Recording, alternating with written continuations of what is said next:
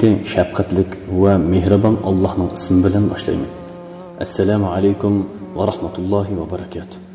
Tövəndə İslam Çakarları qrupsi tayyorlagan hijrat tarixlaridan 10 yil ko'rinmagan oy nomli asarni anglitishimizda boshlaymiz.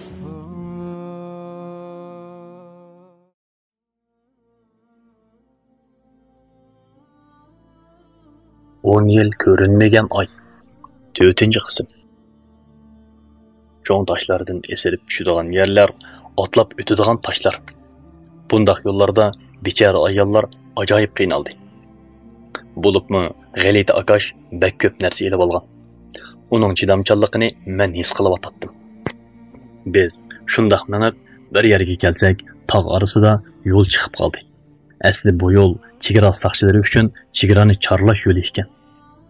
Biz yo'lga yaqinlashganda yo'lning bir tarafidan chiroq nuri ko'rindi. Şunun bilen bizge yol başlaydıgan Xitay bizni bir çöplükü yuşundurdu. Biz çöplükte bir saat yuşunup yatqandan keyin ondan yolning qarshi tarafiga o'tib yo'lni davom qildik. Ammo bu vaqt tong suzilay deb qolgan edi.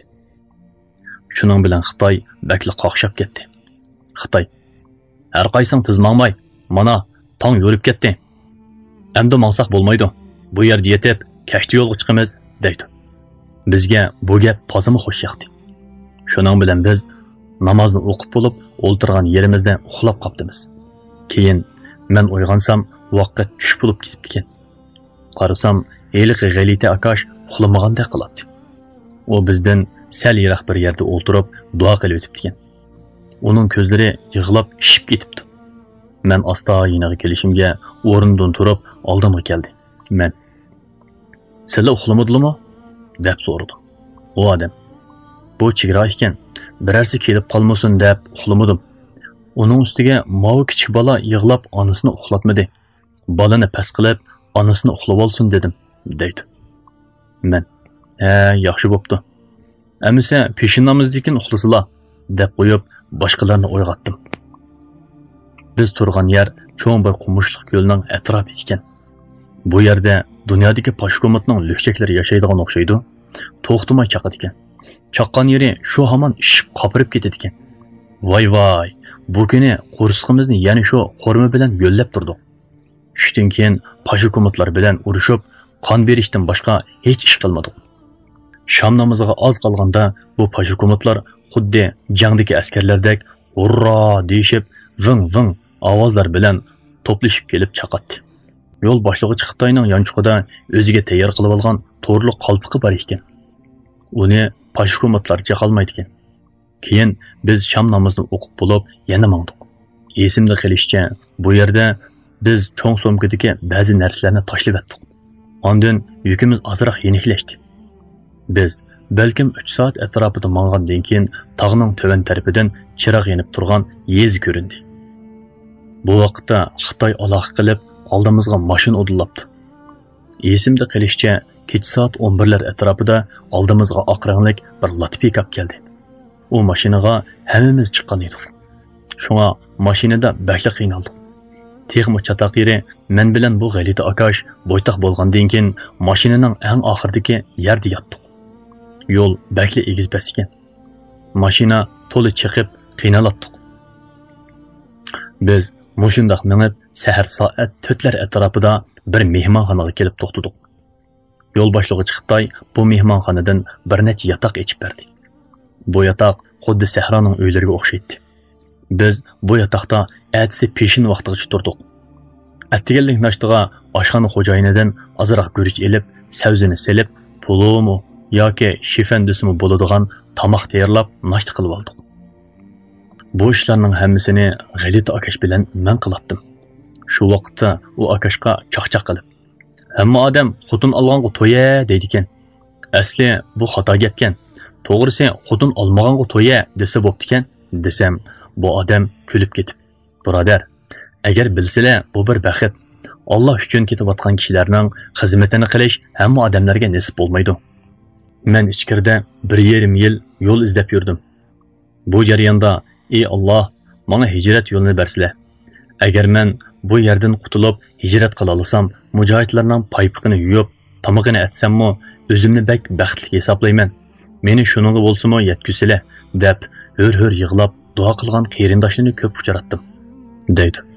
Men, "Voy, sizlar xeyli gap qildikanlar, ha? Gap qilsalar, sizlar kim? Nega mangdilar?" desam, bu akash. "Men musulmon, Alloh tarafga mangdim", dedi.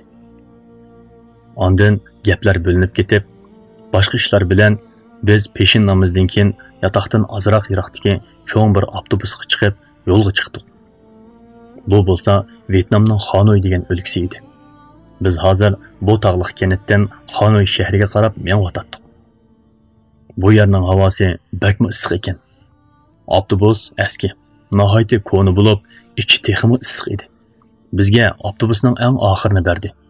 Ayol, bolalar oxirining osti qavat karvotida, erlar usti qavat karvotida yotdik. Mashinada to'limi yiqimsiz ahangda naqsh chiqib turardi. Yo'lda qo'rsoq ochsa, bar xurmani yedik. Biz shundoq yo'l mengib, atsi saharda Xonay o'lkasining shahar markaziga kelibdimiz. Bu yerda normal mehmonxonaga tushdik. Bu vaqtlarda yenimizda yo'l boshlaydigan bir odam bor edi. Bu kishi Vyetnam chegarasidan o'tgandan keyin oldimizga mashina elib borgan kishi ekan. Biz yotoqda tamoq etib yemoqchi bo'lib, men va do'stim ikkimiz boshqalardan so'rab yurib, to'xu go'shti sotadigan yerga bordik. Bu yerda barliq sayko'ktot va har xil go'shtlarni sotadi ekan. Ammo bular musulmon degan gapni anglabmi boqmagan ekan. Biz halol go'sht topolmay, tirik to'xu izlab, bir qassobning uyida to'xu borligini bilib, qassob bilan uyga bordik. Biz yo'lda qassobning motosi bilan mangan. Yo'lning hammasi motosiklet edi. Bu o'lkada hammasi motosiklet minadigan. Men hayotimda bundoq motochilarni ko'rib boqmagan. Bir qizil chiroq yansa, to'xtagan motosiklet 1 minut ichida birer mingga boradi. Biz xeyli chetdagi uyga bordik.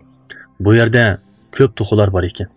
O yerdan 2 xo'rozni tutib, shu yerda bo'g'izlab, go'shtlarni parchalab elib keldik. Ondan yotoqda qozonda liq bir qozon polo etdik. Qozonimiz bakmi cho'ng emas edi.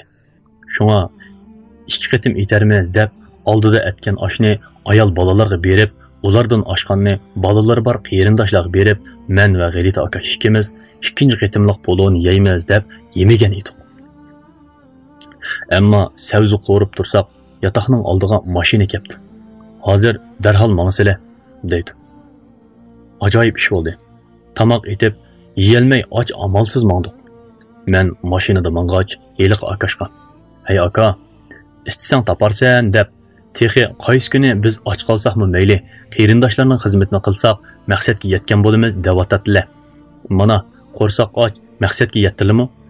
deb kulib qo'yib, "Kelsizlar, ma xurmini yeyli" desam, bu akashmo kulib qo'yib, xurmini yedi.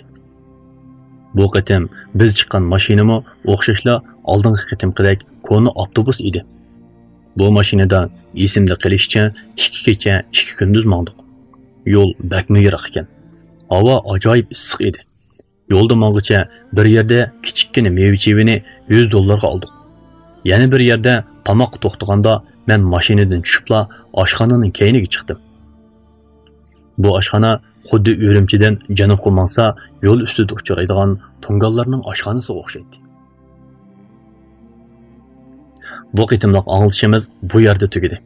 Keyingi qitimliq anglitishimizni ko'rishgacha Allohga omonat, omon bo'linglar.